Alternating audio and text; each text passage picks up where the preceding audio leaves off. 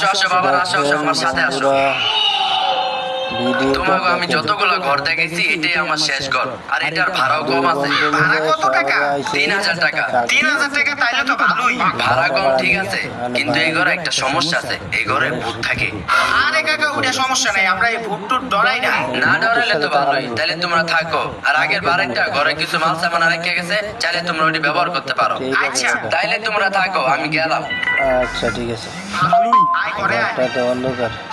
ঠিক আছে, ঘরের লাইটটা জ্বালা। রুমটা পুরো অন্ধকার, রুমের লাইটটা জ্বালাই। হ্যাঁ ভালো করে। সব মানুষ আরে আসলে সত্যিই তো ভূত। হ্যাঁ দারুণ একটা আকর্ষণীয় ভিডিও ভাই। ভিডিওটা সবাই মনোযোগ সহকারে দেখবেন, একলা মুড়ি খায় আর একটু কয়ও না। পাশে থাকবেন। আমরা খালি কিসে ধন্যবাদ বন্ধুরা। ভূতের সাথে মুড়ি খাই গো। এই রুমের ভাড়া বাড়িওয়ালাই কইছে 3000। আমরা যেহেতু 3 জন থাকবো, তাইলে আমাকে 3 জনের ভাগ করে ভাড়াটা দিতে হইব। আমরা